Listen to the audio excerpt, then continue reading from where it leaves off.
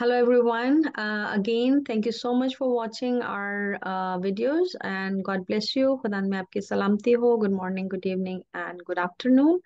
आज हम part 2 discuss करेंगे. कुछ चीज़ें हमने लास्ट वीडियो में ऑलरेडी शेयर की हैं. मैं चाहूँगी, रिक्वेस्ट करूँगी आपसे कि प्लीज़ उसको गौर से सुनिए. आपके फायदे के लिए है. आपका उसमें बहुत सारा क्वेश्चन का आंसर है और बहुत सारे लोग जो कंफ्यूज हैं इस वक्त, जिन्हें समझ नहीं आ रहा कि ये होता कैसे है. इतना मुश्किल नहीं है, लेकिन जब आप स्टडी कर लेते हैं, समझ लेते हैं चीजें, तो खुद ब खुद वो आसान हो जाता है. तो भी हमने आपके लिए कुछ और इन डेप्थ डिटेल्स रिकॉर्ड की हैं. आज भी हम कुछ ऐसे ही चीजें डिस्कस करेंगे जो आपकी बेहतरी के लिए हैं, और आइंदा जब आप अप्लाई करें तो आपको इससे फायदा हो. अगेन, अपने आप को एजुकेट कीजिए. इट इज वेरी इंपॉर्टेंट कि आप अपनी जो लेवल ऑफ अंडरस्टैंडिंग है, if you are coming to Canada, उसको पूरा करें. इस्लाम भाई, again thank you so much for joining. I hope you are okay, feeling good. Islam sister ji, thank you, I am fine. बहुत शुक्रिया दोबारा ज्वाइन करने के लिए। Most welcome. अच्छा, हम वहीं से कंटिन्यू करते हैं कि अब आपने एप्लीकेशन की अटैचमेंट सारी कर ली, आपने एप्लीकेशन भर ली. अच्छा, अब जब आपने सबमिट करना है तो कहाँ सबमिट करना है? ये ऑनलाइन ही सबमिशन हुई थी इसकी। कनाडा गवर्नमेंट की ऑफिशियल वेबसाइट है, उसी पे ये जैसे जैसे आप फिल करते जाते हैं तो ये आपसे इसका कोई वो है, स्टेप्स हैं, वो पूछता है। आप उसे नेक्स्ट करके आगे चलते जाते हैं। जैसे अटैचमेंट्स हो जाती हैं उसके बाद आखिरी प्रोसीजर होता है जब आपने फी जो है इनकी पे करनी है। हम्म. जैसे ओके. ही फी आप पे करते हैं आपकी एप्लीकेशन ऑटोमेटिकली सबमिट हो जाती है कैनेडियन गवर्नमेंट की वेबसाइट पे। Good, very good. तो वो आपको उसके बाद कोई कंफर्मेशन देते हैं कि आपकी एप्लीकेशन सबमिट हो गई है? जी हाँ, मुझे एक दिन के बाद जो है बकायदा कैनेडियन गवर्नमेंट की तरफ से एक ईमेल रिसीव हुआ था जिसमें उन्होंने मुझे बताया था कि your application has been submitted successfully. उन्होंने ये एक्नॉलेज किया था कि आपकी एप्लीकेशन हमने रिसीव कर ली है। और वेरी इसका जो गुड. प्रोसीजर है, जी हाँ, उसका उन्होंने बताया था कि इसका इस प्रोसीजर में कितना टाइम लगेगा, क्या कुछ इसके स्टेप्स हैं। उस एक्नॉलेजमेंट में बकायदा लिखा गया था। और फिर उसमें उसी में उन्होंने मुझे फिर बताया था कि आपको बायोमेट्रिक के लिए डेट्स कलेक्ट करनी है। ये है VSF, if I am not wrong, VSF है। वहाँ पे आपने जाकर अपनी अपॉइंटमेंट का टाइम वहां से लेना है, अपॉइंटमेंट लेनी है। तो ठीक ये है। आपने तो फिर ऑनलाइन VSF बुकिंग करनी है? ग्लोबल जो है, ये आपने ऑनलाइन जी बुकिंग हाँ, ही करनी ऑनलाइन, है? ये सब ये कुछ ऑनलाइन है, ऑनलाइन ही हो रहा है VSF अब तक? ग्लोबल। जी हाँ, ये सब कुछ ऑनलाइन हो रहा है। ओके. और उन्होंने VSF ग्लोबल की वेबसाइट का बकायदा लिंक मुझे भेजा कि हम्म. आप इस पे जाके अपना बायोमेट्रिक की डेट्स लें इनसे। ठीक है, राइट. और तो वो वो विद इन कैलेंडर 1 मंथ। आपको मिला होगा, ऑनलाइन कैलेंडर होता है. जी हाँ, बिल्कुल VSF ग्लोबल का। फिर उस पे राइट. जाके आपको अपने लिए डेट डेट सेलेक्ट करनी है। हम्म. अगर तो VSF ग्लोबल के पास आप वो डेट्स अवेलेबल होंगी तो वो आपको अपॉइंटमेंट देंगे। अदरवाइज वो जो है डेट्स के जो कॉलम है, कुछ कलर वाइज उन्होंने उनको मेंशन किया हुआ था कि इफ उस डेट का कलर ये हो तो it means this date is full, hmm. Otherwise you have to go to the next day date. तो फिर इसी तरह मुझे तकरीबन उसमें हफ्ते से ज्यादा टाइम लग गया। और ये बायोमेट्रिक की डेट्स जो लेनी थी मुझे विद इन 1 मंथ लेकर बायोमेट्रिक करवानी थी। अगर एक महीने से ज्यादा हो जाता तो फिर वो बायोमेट्रिक का वो लेटर जो था वो कैंसिल हो जाता। हम्म. ठीक है। फिर मुझे दोबारा से बायोमेट्रिक की डेट लेनी पड़ती। तो फिर अच्छा. मैंने तो कोशिश करके वो VSF ग्लोबल की वेबसाइट से उसी विद इन 1 मंथ वो अपॉइंटमेंट ली। ओके. तो मेरा क्वेश्चन आपसे ये है, यू समझे मैं आउटसाइडर हूँ, मुझे कुछ पता नहीं है, मैं बिल्कुल नहीं एकदम एप्लीकेशन भर रही हूँ. जस्ट अज्यूम, ठीक है, हमसे एक सिनेरियो में डिस्कशन करें, हम्म। क्योंकि कुछ क्वेश्चन मुझे ऐसे आते हैं जिनका पाकिस्तान में रहकर मेरे पास आंसर नहीं है, क्योंकि मैं कनाडा आए हुए तकरीबन 25-30 साल हो गए हैं। तो बहुत सारी चीजें शायद चेंज हो गई हैं, या शायद जो मुझे लोग बताते हैं वो, मुझे नहीं पता कितना सच है कितना झूठ है। एनी हाउ हम उस पर अभी नहीं जाएंगे। आप मुझे सिर्फ ये बताइए कि जब आपने सबमिशन की, आपको सक्सेसफुल सबमिशन का या रिप्लाई आया कनेडियन एम्बेसी से, काउंसलेट से, या जो भी उनका सिस्टम है जहां फाइल जमा हुई है आपकी वीजा सेक्शन में, उसके बाद कितने दिन में आपको बायोमेट्रिक्स करना है? क्या टाइम है, 1 महीना, 2 महीना, कितना टाइम चाहिए? 30 डेज उन्होंने मेंशन किया होता है। आपकी एप्लीकेशन जो एक्नॉलेजमेंट देते हैं उस पर मेंशन हुआ होता है कि विद इन 13 डेज आपको 30 बायोमेट्रिक्स और करवाने वन हैं। थ्री 30। 30 मतलब 1 महीने के अंदर अंदर। और वो जो वर्किंग डेज है उसका, ये भी एक चीज आप ध्यान या रखिएगा कि ये या जो 30 डेज वो आपको देते हैं, this is by law working days है। वर्किंग डेज का मतलब क्या होता है कि सपोज मैं कनाडा की बात करती हूँ, कि यहाँ पर हमारा वीक स्टार्ट होता है मंडे से और खत्म होता है फ्राइडे को। अच्छा, बहुत सारे गवर्नमेंट ऑफिसेज जो हैं फ्राइडे को हाफ डे होता है, कहीं कहीं अर्ली ऑफ हो जाता है क्योंकि वीकेंड होता है। तो हमारा सैटरडे और संडे पब्लिक हॉलिडे है। इसके अलावा अगर उस वीक, उस महीने में कोई जैसे क्रिसमस आ गया या न्यू ईयर आ गया या ईस्टर है, कोई भी गवर्नमेंट हॉलीडेज है, वो काउंट नहीं होते। तो जब आप कैलकुलेशन करें, डेज की कैलकुलेशन की यहाँ बात हो रही है, 30 डेज हम डिस्कस कर रहे हैं। उस 30 डेज का मतलब ये है कि आपने मंडे से लेके, आप कनाडा आ रहे हैं, ध्यान ये रखिए कि आप कनाडा की बातें कर रहे हैं, तो आप कनाडा का टाइम सेट कर रहे हैं, आप पाकिस्तान का टाइम सेट नहीं कर रहे हैं। सो आपने मंडे से लेके फ्राइडे आफ्टरनून ले लें ज्यादा ज्यादा, उस तक आपकी जो भी अपॉइंटमेंट्स हैं उसके अंदर रहना चाहिए। अगर वहां पर कोई हंगामा हो गया, चीजें बंद हो गई, वहां तो कुछ ना कुछ होता ही रहता है। तो आप उसका भी ध्यान रखें कि वो भी कैलकुलेट होता है आपके वर्किंग डेज में। तो आप काम जरूर ऑनलाइन कर रहे हैं, you are applying online, but लोग तो काम कर रहे हैं ना पीछे बैठकर, वो भी तो घर बार छोड़ के काम कर रहे हैं, आ रहे हैं। तो जरूरी नहीं है कि जो डेज आपको कैलेंडर में दिख रहे हों उसमें से अगर आपका 30 डेज नहीं पूरा हुआ तो फिर आपको, फिर क्या करना होगा भाई? आप बताइए दोबारा से, उसका क्या तरीकेकार होगा अगर 30 डेज में आपको अपॉइंटमेंट नहीं मिली तो? अगर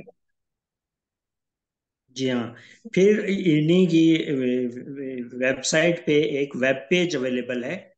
उस वेब पेज को आपने डाउनलोड करके उसको आपने रीफिल करना है और उसमें रीजन बताना है कि 30 डेज से अब क्यों हुआ। वो आपने लिख कर फिर दोबारा सबमिशन देना है उनको। तो फिर वो आपको एक नया बायोमेट्रिक के लिए एक नया लेटर आपको इशू करते हैं। अच्छा, जो ये नया था, मोर देन 30 डेज हो गए, आपने बुक नहीं किया, खुदा ना खास्ता आप बीमार थे, या आपके पास पैसे नहीं है, या आपका क्रेडिट कार्ड ही नहीं आया, वट एवर रीजन आपका हुआ है, अगर आपने 30 डेज में नहीं किया, तो क्या जो आपने फी भरी जी थी फर्स्ट टाइम, ये वही यूज हो रही है या एक और फी देनी पड़ रही है? नहीं, फी वही यूज होगी। $85। वन टाइम सबमिशन थी वो। जी हाँ। जी हाँ। $85, एट्टी राइट? फाइव बायोमेट्रिक के लिए। जी हाँ। हाँ, $85। सो उसमें जी टैक्सेस हाँ भी है? बिल्कुल। इसलिए कि इन मेरे केस में यही हुआ था। नो, कोई टैक्सेस नहीं है। ओके, सो ऑल ये टुगेदर एग्जैक्ट अमाउंट है आपके, जो वो रिक्वायर्ड करते हैं बायोमेट्रिक के लिए। ये उनकी राइट, वेबसाइट पे मेंशन हुआ है। ओके। तो आपने all together lump sum total $85 अपने क्रेडिट कार्ड से, जब आपका सक्सेसफुल आ गया था, सॉरी, जब आपने एप्लीकेशन डाली तभी आपने पे कर दिया right away?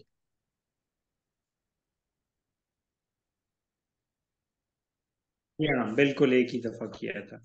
Okay, good. Okay, चलिए, ये तो हो गया आपका बायोमेट्रिक्स। अब हम आ जाते हैं आपकी इंटरव्यू पे, क्योंकि अब आपने एप्लीकेशन भी अच्छे से भर ली, वो सक्सेसफुल एक्सेप्टेंस भी है, अब आपका बायोमेट्रिक्स भी 30 डेज में हो गया, और अगर नहीं हुआ तो वो भी आपने बता दिया कैसे होगा। अब हम आ जाते हैं इंटरव्यू, क्योंकि इंटरव्यू होना है आपका अल्टीमेटली।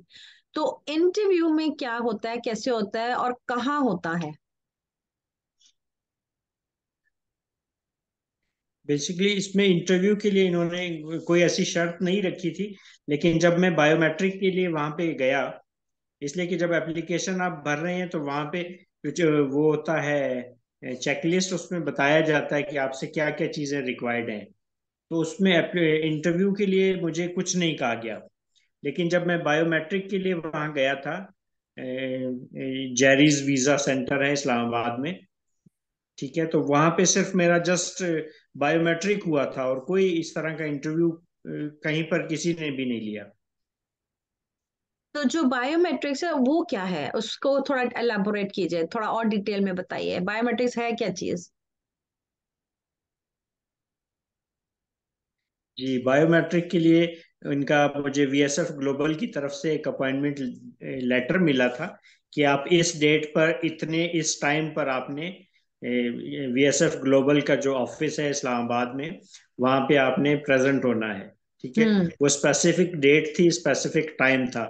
उस पे मुझे मैं वहां पहुंचा, अपनी अपने टाइम का इंतजार किया। जैसे टाइम हुआ, मैंने एंट्री दी वहां से, चेकआउट किया, चेक इन किया जेरीज वीजा के ऑफिस में, और वहां पूछता हुआ मैं कैनेडियन जो इमिग्रेशन का जो ऑफिस था वहां तक पहुंचा। हम्म। तो जैसे वहां पहुंचा, उन्होंने मेरा वो लेटर चेक किया, जो मुझे एप्लीकेशन मेरी अप्रूव हुई थी वो, और बायोमेट्रिक अपॉइंटमेंट का जो लेटर था वो उन्होंने ओके। चेक करके मुझे कुछ देर इंतजार के लिए कहा। जैसे ही मेरी टर्न आई, मुझे कॉल किया उन्होंने। मुझे अपना ओरिजिनल पासपोर्ट साथ लेकर जाना था, ये उन्होंने पहले मुझे बताया था। तो हम्म। मैंने वो पासपोर्ट उन्हें दिया वहीं काउंटर पे। ठीक है, उन्होंने पासपोर्ट्स की कुछ डिटेल्स थी वो एंटर की कंप्यूटर में, और फिर मुझे नेक्स्ट विंडो पे भेज दिया गया। वो बेसिकली नेक्स्ट रूम था जहां पर मेरे बायोमेट्रिक्स हुए, मेरी दोनों हाथों की 10 फिंगर्स का, ठीक है, बायोमेट्रिक्स हुआ, और उन्होंने मेरी पिक्चर ली वहां पे। हम्म। उस पिक्चर लेने के बाद उन्होंने एक बायोमेट्रिक का एक स्टिकर जो था मेरे पासपोर्ट के ऊपर लगा कर दे दिया। ठीक बिल्कुल। है, उस पे उस बायोमेट्रिक की एक्सपायरी डेट लिखी हुई थी कि वो कब एक्सपायर होगा। ठीक है, हम्म। और कुछ बारकोड्स थे वो उनके ऑफिशियल यूज के थे, वो उन्होंने मुझे लगाकर वापस दे दिया। तो इस तरह मेरा बायोमेट्रिक कंप्लीट हुआ वहां पर। Very good. अच्छा, जब आप जा रहे थे तो जिन जिन एरियाज में आपने जिक्र किया कि मैं एंटर हुआ, फिर मेरा वेटिंग टाइम था, फिर वेरिफिकेशन, क्या ये एक ही इस्लामाबाद में एक ही ऑफिस है, एक ही जगह पे है, या ये अलग अलग बिल्डिंग्स हैं?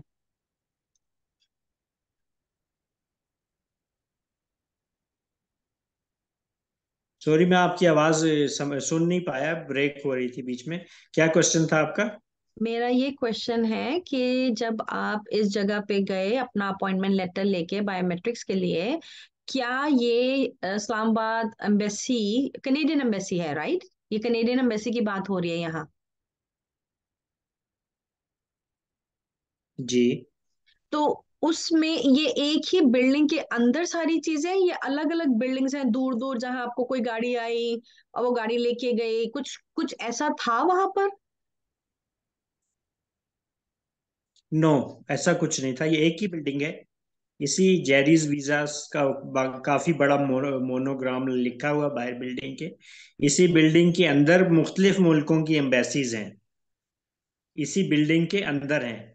आपने अपनी कंसर्न एम्बेसी का जो ऑफिस है वो आपने कंसर्न मुल्क है उसकी एम्बेसी ऑफिस तक पहुंचना होता है। तो वो मैं पूछते हुए कैनेडियन जो ऑफिस ऑफिस था वहां पहुंच गया। कोई बस नहीं थी, कोई रूट नहीं था, वॉकिंग डिस्टेंस था अंदर उस बिल्डिंग में। वो 4 या 5th फ्लोर की बिल्डिंग थी, सारे ऑफिसेज उसके अंडर वन रूफ थे अवेलेबल वहां पे। अच्छा, thank you so much for clarifying this, because recently कुछ ऐसे क्वेश्चंस आए हैं मेरे पास जो मुझे नहीं मालूम, क्योंकि मैं पाकिस्तान में नहीं हूँ। तो इसीलिए मैंने आपको इनवाइट किया कि आप जो हकीकत है, और रिसेंटली आपके साथ ये सारा कुछ हुआ है, you are the evidence of all these steps. तो मैं इसलिए आपका इंटरव्यू कर रही हूँ ताकि लोगों को जो गलत स्टेटमेंट्स बाहर जा रही हैं या दी जाती हैं या दे रहे हैं लोग, वो अवेयरनेस आए, और हम लाई लग ना बने हम। हकीकत में जो चीजें हैं, जो सही है, जो सच है, उस पे अमल करें, क्योंकि हमारे बहुत सारे ऐसे झूठ, ऐसी बातें हैं जो लोगों को बहुत ज्यादा बिखेर देती हैं, जिसकी वजह से हम उलझनों में पड़ जाते हैं, परेशानियों में पड़ जाते हैं, और जो असल में काम होना है वो होना नहीं होता, और जो बिला वजह की स्ट्रेस है वो ऐड हो जाती है। So thank you so much for clarifying this. और मैं ये वीडियो जरूर शेयर करूंगी आपकी इजाजत से, और भी लोगों को और भी इंफॉर्मेशन मिले लोगों को, स्पेशली हमारे जो क्रिश्चियन कम्युनिटी है, बहन भाई हैं जो अप्लाई करना चाहते हैं, बाहर आना चाहते हैं, तरक्की करना चाहते हैं, अपने फ्यूचर को बनाना चाहते हैं, अपनी बीवी बच्चों को, बहन भाइयों को एक अच्छे सेफ पीसफुल एनवायरनमेंट में ग्रो करना चाहते हैं, और इवन अपनी कंट्री में भी अगर वो वापस जाते हैं पढ़ लिख के, काम करके, तो आपको वहां पर डॉलर मिल रहा है, your economy is growing as well. तो ये बहुत अच्छी बात है कि लोग वहां से निकलें, जिस मुल्क में भी आप जाना चाहें। मैं किसी की रिस्ट्रिक्शन नहीं है, किसी को कोई पाबंदी नहीं है। जहां आपको अच्छा लगता है, जहां आपका दिल चाहता है, जहां आपके कोई रिलेटिव है, कोई फैमिली है, फ्रेंड है, जहां दिल चाहे आप जाएं और करें, जरूर तरक्की करें।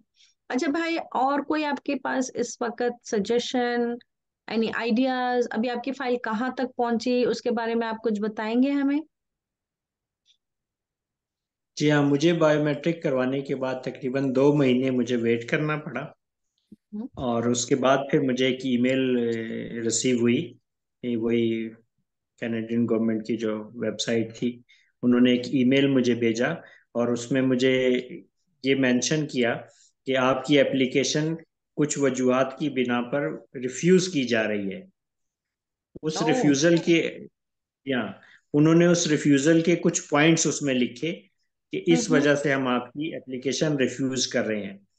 जो पॉइंट्स थे वो आई थिंक 3 पॉइंट्स थे कि मेरा फाइनेंशियल स्टेटमेंट जो है वो सही नहीं है, मेरे फैमिली टाइज या मेरे मुल्क में वो मजबूत नहीं है। ठीक हम्म। है, उन्होंने कहा ये चीजें आप पूरी करके आप अपनी एप्लीकेशन दोबारा रीसबमिट कर सकते हैं, वेरी लेकिन गुड। 2 डॉक्यूमेंट्स अटैच करने हैं। जी हाँ, उनका उस मेल में लिखा गया था।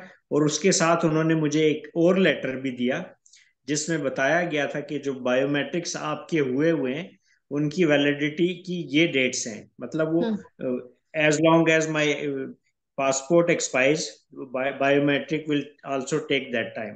तो वो 10 ईयर्स का टाइम था कि हम्म। मुझे वो बायोमेट्रिक्स एक दफा हुई है, दोबारा जरूरत नहीं पड़ेगी जब तो वो एक्सपायर नहीं होते।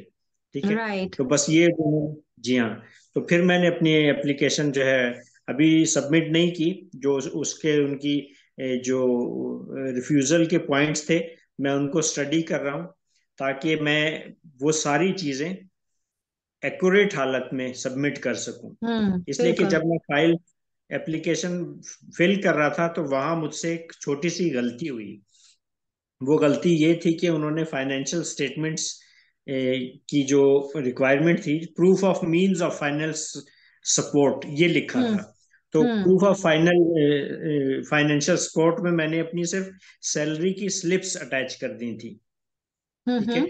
और उन्हें ये नहीं बताया था कि ये सैलरी मुझे कहाँ से मिल रही है। ठीक है, इसलिए कि उन्होंने पूछा नहीं था। उन्होंने प्रूफ ऑफ फाइनेंशियल सपोर्ट मांगा था, तो हम्म। वो ऑप्शनल लिखे हुए थे, तो मैंने वो एक ही फाइल अटैच की। हालांकि मैं बैंक स्टेटमेंट अपने पास रखा हुआ था। मैंने कहा इन्होंने जब नहीं मांगी तो मैं क्यों अटैच करूं, तो मुझसे जी। ये गलती हुई। जी हाँ, तो फिर मैंने अब ये किया है, बल्कि अभी स्टडी के बाद मैं इस उस पे पहुंचा हूं कि प्रूफ ऑफ फाइनेंशियल स्टेटमेंट में मुझे अपनी बैंक की स्टेटमेंट अटैच करनी है, अपने सैलरी की स्लिप्स अटैच करनी है, हम्म। प्लस वहां से मुझे सैलरी मिलती है जिस ऑर्गेनाइजेशन से, उनसे मुझे एक लेटर भी लेना है। हम्म। जॉब एम्प्लॉयमेंट का लेटर भी मुझे लेना है। उस हाँ जी, लेटर में बिल्कुल। मुझे, जी हाँ, उस लेटर में बकायदा कुछ चीजें मेंशन करनी है जो हम्म। उनकी रिक्वायरमेंट है। हम्म। उसमें उसमें यह है कि मेरा जॉब डिस्क्रिप्शन क्या है, मेरी डेट ऑफ ज्वाइनिंग क्या है, मैं कंपनी के पेरोल पे कितने अरसे से हूँ। ठीक है, ये हम्म। चीजें कुछ रिक्वायर्ड हैं उनको। तो जी ये मैंने, बिल्कुल। जी हाँ, ये मैंने चीजें तैयार की हैं दोबारा सबमिट करने के लिए। लेकिन मैं फिर अपनी इस एप्लीकेशन को दोबारा सबमिट करने के से पहले मेरी कोशिश ये है कि मैं इसे थॉरली एक दफा फिर चेक करूं। अच्छा अच्छा, ठीक है। तो जो आपने फाइनेंशियल्स या जो भी चीजें देनी थी या करनी थी, अगर वो ऑप्शनल भी लिखा हुआ है, मैं आपको ये बताऊं, जो विजिट वीजा होता है ना, उसमें भले उन्होंने लिख दिया ऑप्शनल, लेकिन वो ही मेन है, वो ही इम्पोर्टेंट है, वो ही नेसेसरी है। क्योंकि आपका जो ऑफिसर है या जो इवेलुएशन है एप्लीकेशन की, वो ये देख रहे हैं कि आपके पास पैसे हैं कि नहीं, आप पैसे कितने लेके जा सकते हैं, आपके अकाउंट में कितने पैसे हैं। आप कनेडियन डॉलर्स की बातें आप कर रहे हैं, आप कनाडा जा रहे हैं, तो क्या आप इस लायक हैं, क्या वहां रह सकते हैं, खाना पीना आना जाना, आपके घर, आपने रेंट लेना है, कुछ भी करना है, इवन अगर आप टेम्परेरी गाड़ी खरीदते हैं, रेंटल करते हैं, फोन लेते हैं, जो भी कुछ आप करेंगे हर जगह पे आपको पैसा लगेगा। तो वो आपकी फाइनेंशियल्स को देख रहे हैं कि आप क्या इस लायक हैं। ये तो नहीं कि आप वहां जाएंगे और गवर्नमेंट को बोलेंगे हम मर गए लुट गए, अब हमें तुम संभालो। वो ये नहीं करेंगे। अगर उन्हें जरा सा रत्ती भर शक हो जाता है, वो एप्लीकेशन वहीं खत्म हो जाती है। तो ये बहुत इंपॉर्टेंट है कि आप, अगर वो ऑप्शनल भी लिखा है, वर्ड ब्रैकेट में लिखा होता है ऑप्शनल, उसको यस भी आप बिल्कुल। फिल करें। ऐसा नहीं कि वो उन्होंने कह दिए मे बी, ऑप्शनल का होता है मे बी नॉट, अगर वो फिर भी कह दिए तो भी आप लगाएं। उससे, उसमें कोई बुराई नहीं है, कोई खराबी नहीं है। कोई टैक्स आपका नहीं वो चेक करे कि आप जाके बताएंगे भाई अगर आपने 5 लाख दिखा दिया है कनेडियन डॉलर तो आपके ऊपर टैक्स का, मुझे ये भी लोग क्वेश्चन करते हैं कि हमारा टैक्स इवेल्युएशन हो जाएगा। अब आपने बाहर निकलना है, आपने बाहर जाना है, तो आपको तो पैसा दिखाना पड़ेगा ना। अब आपका टैक्स में प्रॉब्लम अगर है कोई, आप नहीं दिखाते, तो वो तो आपका और आपके मुल्क का प्रॉब्लम है, कैनेडियन गवर्नमेंट का प्रॉब्लम नहीं है ये। So yes it's very every. Important कि आप अपने सारे सारे सारे के मीन्स A to Z, चाहे घर है, जमीन, बैंक बैलेंस, जेवर, सर्टिफिकेट, आपने कोई इन्वेस्टमेंट्स किया हुआ है कहीं, किसी के साथ आपने बिजनेस डील्स के, कुछ भी किया हुआ है, उसको आपने चाहे इवेलुएट करवा के उनको लगा के दें, और उनको तसल्ली कराएं, उनको ये इत्मीनान कराएं कि नहीं, हमारे पास इतना है कि हम अपने आप पे सर्वाइवल कर सकते हैं, और हमारे बीवी बच्चे घर जमीन सब कुछ हम यहाँ पीछे छोड़ के जा रहे हैं, हम टेम्परेरी जा रहे हैं। उनको ये तसल्ली करानी है आपने, और यही वो ढूंढ रहे हैं, और यही वजह है उससे वीजा आपको मिलेगा। और ये आपने हरगिज नहीं सोचना कि हम वहां निकल जाएं बस कैसे भी तैसे करके, लेकिन आएंगे नहीं हम वापस, हमने अजाइलम ले लेना। वहां अजाइलम की बिल्कुल कहानी अलग है, मैंने और भी वीडियो बनाई थी, आप उनको देखिए, सुनिए, समझे, आपको पता चलेगा कि asylum is not a piece of cake कि आप आए बॉर्डर पे खड़े हुए, आपने बोला और उन्होंने आपको दे दिया। नो, इसमें साल हा साल लग जाते हैं। तो कोई गलत काम ना करे, कोई झूठ ना बोले, और जो गवर्नमेंट मांग रही है आप वो ही उनको दें। भाई आखिर में आप कुछ कहना चाहेंगे ये बिफोर आपकी, दिस इंटरव्यू? जी आपकी इस बात को थोड़ा सा मैं बढ़ाऊंगा कि जब हम्म। रिफ्यूजल के जो वो थी पॉइंट्स थे, मैंने अपने वो सर्च करने शुरू किए इनकी वेबसाइट पे, तो वहां पे उन्होंने बकायदा मेंशन किया हुआ था कि अगर कोई फॉल्स डॉक्यूमेंट की वजह से आपकी एप्लीकेशन रिफ्यूज होती है तो आप 5 साल के लिए बैन किए जा सकते हैं। दैट्स हंड्रेड आप कोई, परसेंट राइट। या, तो इसलिए जो भी मेरे भाई या बहन कोशिश करें कि ये ट्रू डॉक्यूमेंट्स अटैचमेंट करें उसके हम्म। साथ। कोई भी फॉल्स स्टेटमेंट, कोई फेक डॉक्यूमेंट, कोई ऐसी अटैचमेंट ना करें। मैं आपको एक और बात बता दूं, अक्सर लोग क्या करते हैं, मनी रोल करते हैं अकाउंट में, इसका पैसा ले लिया उसके अकाउंट में डाल दिया, नहीं, उसका निकाला इसमें डाल, नो, आपका ये कोई नहीं, ऐसी हरकत ना करें। क्यों? अभी आपने कहा कि हमारा टैक्स इशू हो सकता है, ऊपर से आप पैसा किसी का उठा के इधर उधर रोलिंग कर रहे हैं। फिर जब वो मनी रोल होता है, आपको क्या लगता है कि जब वो वेरिफिकेशंस करते हैं, हर चीज की वेरिफिकेशन होती है, इसीलिए वो टाइम लेते हैं ताकि वो इन्वेस्टिगेट कर सके आपको। प्रॉपर इन्वेस्टिगेशंस होती हैं, प्रॉपर। सपोज आपके काम का आपने लेटर लगाया, तो आपके काम पे कॉल जाएगी कि भाई ये बंदा जाना चाह रहा है, ये जेन्युइन इसका लेटर है कि नहीं। कभी कभी लोग लेटर हेड पे खुद ही साइन कर देते हैं अपने नाम से, जी, बॉस बन के, नहीं ये आपने नहीं करना। उनको पता चल जाता है कि आपने झूठ बोला है, वो बहुत स्मार्ट बिल्कुल। लोग हैं, वो पुलिस से भी ज्यादा स्मार्ट लोग हैं। इतनी उनकी जी इंटेलिजेंस है। अच्छा, फिर आपने मनी रोल किया या आपने किसी का प्रॉपर्टी दिखाई, कुछ भी किया, जो भी किया, वो भी हमने नहीं करना। जी हाँ, बिल्कुल ऐसा ही है। आप आखिर में कुछ कहना चाहेंगे? बस मेरा यही है कि जो लोग भी कोशिश करें वो सच्चे दिल से ईमानदारी के साथ कोशिश करें तो जरूर कामयाबी मिलती है। डिसहार्ट नहीं होना किसी भी स्टेज पे, किसी भी उस पे। ऐसे रिफ्यूजल अगर आती हैं तो आप कोशिश करें कि उस रिफ्यूजल को जो पॉइंट्स हैं उनके मुताबिक दोबारा उसको सबमिट करें। बस मेरी यही वो है सजेशन बिल्कुल। लोगों के लिए। बिल्कुल, हमने एक स्टेज में गलती की या हमसे कोताही हो गई या हमें नॉलेज नहीं थी क्योंकि हमने पहली दफा किया है, बट हमारा काम अब नेक्स्ट स्टेज में ये है कि हम इंटेलिजेंट काम करें, वाइज हो जाएं, क्योंकि अब आपको उन्होंने लिख के बता दिया है कि आपके पास किन किन चीजों की कमी है। तो अब जब आप कुछ भी करें तो एग्जैक्टली एग्जैक्टली मीन्स 110 टाइम्स जो मांग रहे हैं वही उनको दे। और आप डेफिनेटली। बिल्कुल डरे नहीं, घबराए नहीं कि हाय अब क्या होएगा, हाय क्या। आप खुदा पे भरोसा करके ईमानदारी के साथ, शराफत के साथ जो वो मांग रहे हैं, नेक नियति से आप खुदा के हाथों में उन एप्लीकेशन को, डॉक्यूमेंट्स को सौंप दें और दुआ करें। मैं आखिर में यही कह सकती हूँ कि आप प्रे बिल्कुल करें कि आपका नसीब अच्छा हो, आपको ऑफिसर अच्छा मिले। और खुदा ही ऑफिसर्स भी अच्छे ला सकता है, इंसान नहीं ला सकता। तो जो इंक भी साइन होनी है, जो स्टैंपिंग भी आपके पासपोर्ट पे होनी है, वो भी खुदा उनकी तरफ से हो, उसके हाथ की तरफ से स्टैंपिंग हो, लोग ना करें। That's true. Any how, I think हमने काफी डिटेल में विजिट वीजा को डिस्कस किया है। और मैं आप सबके लिए दुआ करूंगी कि खुदावंद करे कि आपको इसमें बरकत मिले, आप कामयाब हो सकें, ना सिर्फ अपनी फैमिली के लिए, अपने आने वाली 4 पुश्तों के लिए आप कामयाबी कर सकें। जो आज आप स्टेप उठाएंगे वो आपके आने वाली 4 जनरेशन की बरकत है। कोई एक सेक्रीफाइस लाइफ में करता है और उस एक शख्स की जो सेक्रीफाइस है वो लाइफ टाइम तक, आने वाली पता नहीं कितनी पुश्तों के लिए वो बरकत बन जाती है। सो बिल्कुल प्लीज जी। मैं आपसे रिक्वेस्ट करती हूँ बार बार, do not try to make people fool. Canadians are not fool. हम बेवकूफ लोग नहीं हैं, हमें समझ आता है, हमें दिखता है, हमें पता चल जाता है कि कौन सही है कौन गलत है।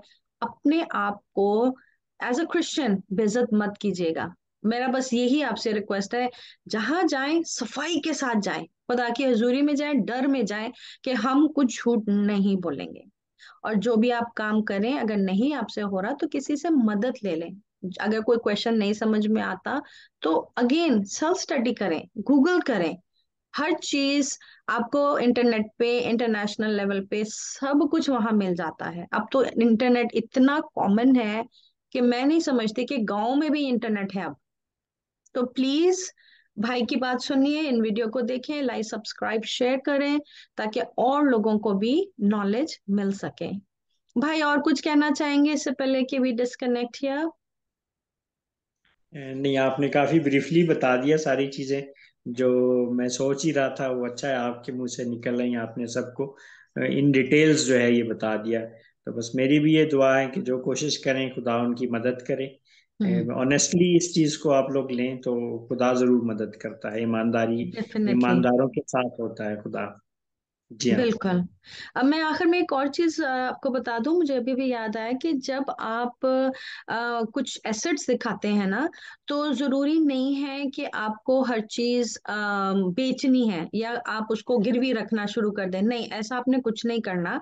वो सिर्फ ये देख रहे हैं कि क्या ये आपके नाम पे है, क्या आप इसके ओनर हैं, क्या आपके पास इसके लीगल डॉक्यूमेंट हैं कि नहीं। वो सिर्फ ये देख रहे हैं, that's all they are asking you, इससे ज्यादा वो कुछ नहीं मांग रहे। तो आपने कोई भी ऐसा कदम नहीं उठाना जिससे आपकी जो प्रॉपर्टीज हैं, गोल्ड है, जो भी कुछ है, वो गलत हाथों में चला जाए और आप गलती कर बैठे। ऐसा भी नहीं आपने करना। हाँ, जब आपका वीजा लग जाए और आपको लगे कि हाँ अब हम जा रहे हैं, फिर जो मर्जी आप बेच सकते हैं क्योंकि आपको पैसा चाहिए जाते हुए। लेकिन राइट अवे गलती, लोगों के हाथों में पैसा गिरवी, अक्सर लोग गिरवी रख देते हैं। Please don't do that like that, वो अच्छी चीज नहीं है गिरवी रखना। It's itself is not a good habit. तो वो भी आपने केयरफुल होना है। अगर आपके पास पैसे नहीं है तो जमा करें, थोड़ा वेट कर लें, थोड़ा जमा कर लें, जमा होने के बाद फिर आप अप्लाई करें। कोई हाड़ नहीं आ रहा, कोई कयामत नहीं आ रही, अभी है टाइम। कनाडा भी किधर नहीं भाग रहा, किधर नहीं जा रहा। आप तसल्ली से चीजें सारी करें, आराम से सब तैयारी करें, फिर उसके बाद आप प्रॉपर तैयारी करके अप्लाई करें। This is my last and final suggestion to all of you. Thank you so much, Bhai. Thank you for your time. God bless you for taking out your precious time. And hopefully, जिंदगी में हम soon मिलेंगे on different events. And जब I'll keep you posted. और आप भी अपने लोगों को शेयर कीजिए, उनको बताइए ताकि और लोगों को भी इसके बारे में पता चल सके। जी हाँ जी, thank you very much for your time. God bless you. Bye for now. Bye, take care.